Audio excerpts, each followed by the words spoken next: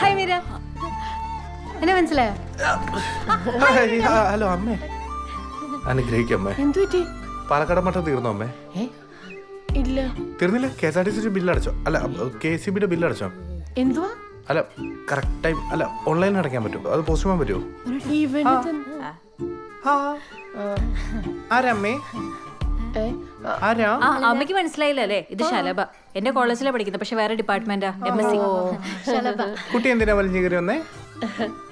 മോള് വാ, നമുക്ക് ഭക്ഷണം കഴിക്കാം. മനുടെ വരുന്നില്ലേ? ഇല്ല, വേണ്ട വേണ്ട വേണ്ട.